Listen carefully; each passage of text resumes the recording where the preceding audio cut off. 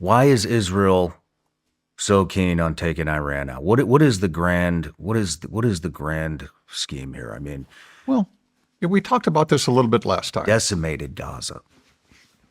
So Israel does want greater Israel, right? They want to be, well, Netanyahu came out recently, last 2 weeks, and I don't have the quote memorized, but he said, we are going to be a superpower in the Middle East and a superpower in the world. Israel wants to be a superpower. Well, to be a superpower, you have to be more powerful than anybody else, right? There are a number of, over the last 50, 60 years, a number of other countries that could have challenged Israel's military supremacy in the Middle East. We have systematically removed all of them for Israel. Iraq was growing a large military force. Iraq's military force was vetted. They fought the Iran-Iraq War in 1980, right? Ended up as a stalemate between the two, but they had wartime experience. They knew what they were doing. And Israel looked at that and went, we can't have this. We need to neutralize Iraq. Iraq invaded Kuwait. We went there for Desert Storm, Desert Shield. Years later, we went back. Did Iraq invade anybody? No. Why did we go back? Weapons of mass destruction. They have weapons of mass destruction. Our own intelligence service said they do not have weapons of mass destruction. Israel told us, we're over here, we're closer to it, we know, trust us, they have weapons of mass destruction. You need to go in and completely decimate their military, which we did. 1 million Iraqis dead. Their military in a shambles. We left their country. Their country was fairly vibrant. And again, I'm not going to get into the, was Saddam Hussein a good leader, a bad leader? Were there atrocities happening? Yes, absolutely. I don't want anybody to think I'm painting Saddam Hussein as this wonderful, beautiful halo over his head leader. Not the case. But they did have a growing modern society where education was up, literacy was up, food wasn't an issue, right? And we left them, the whole country decimated. Mm-hmm. But we got rid of their military. Mm-hmm. Libya. Can we, before we go into Libya? Yeah. I did not know about the Israeli intelligence, about the They were Iraq a big war. part of the weapons of mass destruction whole. I'd like to add a little bit more to this. Yeah. This interview hasn't come out yet. It's coming out next week. It's 12 hours long. Oh. It's a 12-hour long interview. Really? And I interviewed... Did you do this in one day? We wound up... I got so disgusted after 8 hours that I said, hey, I think we're done. We've accomplished the goal. We've exposed what needs to be exposed. Yeah. And I was only about halfway through the outline. Yeah. And then I went home that night and woke up the next morning. I couldn't sleep, and I called him and I said, "Hey, this is Pete Blaber. I'm talking about Pete Blaber. He was a colonel over at Delta." And I said, "Hey, this is an incomplete project.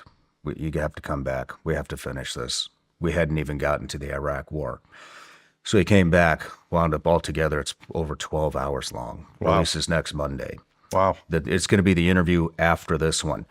And in there, when he talked about the invasion of Iraq in 2003, whoever sent him and his team over at Delta, the intelligence that they had gathered, and they wanted them to take a peek at it. And he said, "That's great. Just send me the imagery, wipe all the context out. We'll handle the context. We don't want to be influenced by anybody else's thinking." They sent him a a GRG, a zoomed in scaled map of a facility that was in the middle of the desert. Yeah. And so they did what they put their heads together, and what the U.S. said, what Colin Powell was saying, was that there was some type of a air purification system on the roof. There was some kind of a truck that had a missile on it, on the side of it, and there was a sentry outside of the building. Well, what Pete and his team came up with, they said, actually, that air purification system is an air conditioning unit on the roof. That truck that you think is a missile is a water truck that is refueling the fucking water system. And if you zoom in on that sentry, that's just a guy taking a piss on the side of the building. They got this information back. They totally discarded it and presented the previous. Yeah. I think this happens more That's how often we than we invaded think. Iraq. I mean, once somebody has decided, for whatever reason, we need to go attack this country, then we start manufacturing information to justify it. And you see what you want to see, right? You see what you expect to see. Now, most of our military is analysts, are trained to analyze and analyze well. But if you have a political agenda, it's that whole confirmation bias thing, right? You want information that confirms what you already think. So yeah, I'm going to see an air conditioner as an air purifier. Prove me wrong, right? Especially once I bomb it, it doesn't exist anymore. Prove me wrong. Mm-hmm. So yeah, I think there's a lot of that. And then there's the whole KBR thing with Cheney.